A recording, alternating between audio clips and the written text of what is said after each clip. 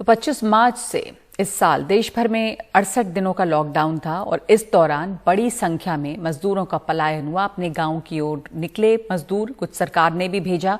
इस कठिन सफर में कई मजदूरों की मौत हुई है। लेकिन कल जब लोकसभा में ये मुद्दा उठा तो ताज्जुब है कि श्रम मंत्रालय ने ये कहा कि उसके पास मजदूरों की मौत का कोई आंकड़ा नहीं है, इसलिए वो उनको कॉम्पेंसेशन भी नहीं दे सकते।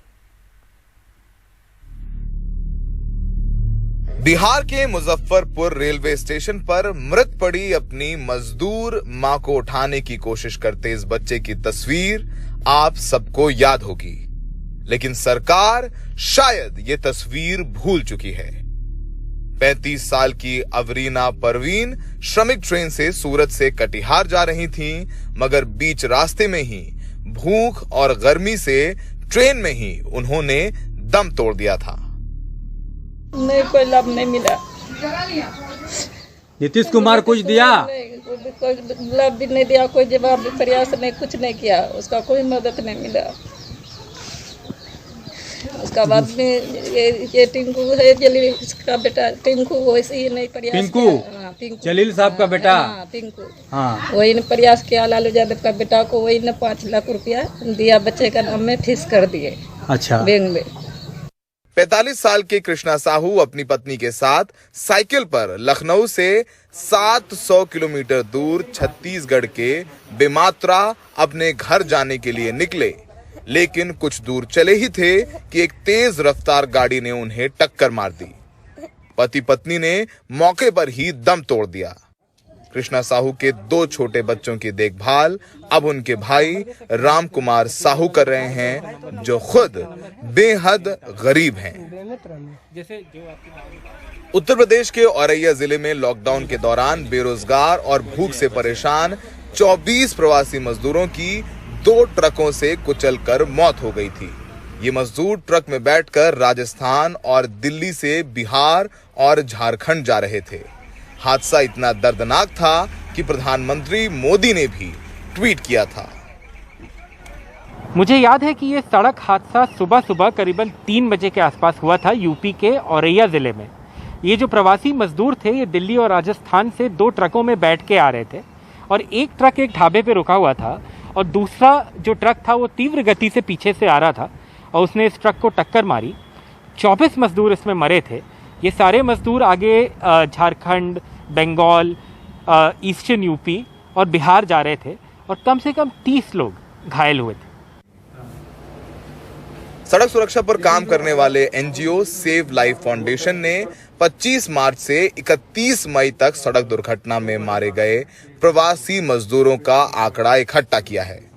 एनजीओ के मुताबिक 31 मई तक सड़क दुर्घटना में 198 मजदूर मारे गए थे। ये हमने मार्च 25 मिडनाइट जब से लॉकडाउन फर्स्ट स्टार्ट हुआ से लेकर 31 मई जब लॉकडाउन 4 ख़त्म हुआ, ये डेटा उस पीरियड का है, तो करीब आप लगा लीजिए 10 हफ्ते का डेटा है ये। इसमें से ज़्यादातर खबरें जो हैं ये हमें मीडिया के सूत्रों से मिली। उसके बाद हमने लोकल एम्बुलेंस अथॉरिटीज़ या पुलिस अथॉरिटीज़ को फ़ोन करके उसको वेरीफाई करा। जहाँ पर डुप्लीकेशन था, जैसे कि एक खबर मीडिया में 3-4 बार आ चुकी है, उसको हमने डुप्लीकेट करा और ये फिर हमने उसको डिस्टिल करके 198 का जो फाइनल फिगर है उस पर हम पहुँचे।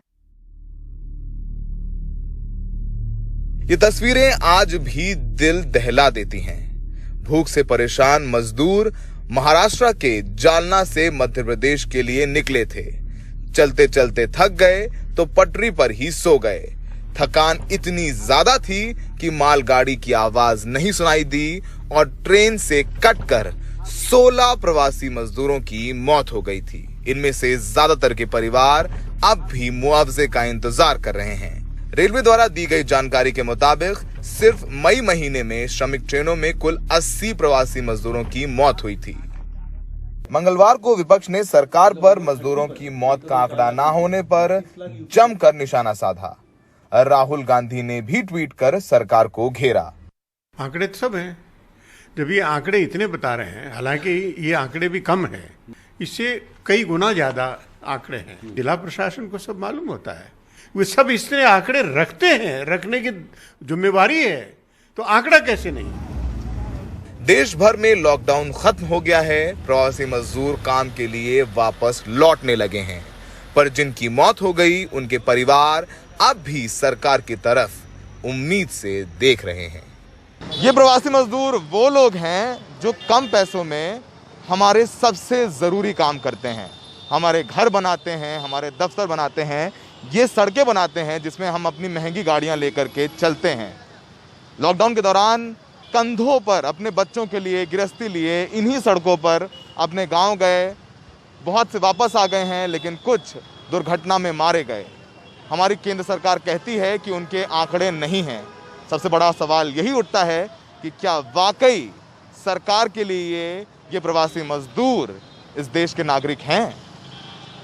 लखनऊ में आलोक पांडे, पटना में मनीष कुमार के साथ, दिल्ली में सौरभ शुक्ला, NDTV इंडिया।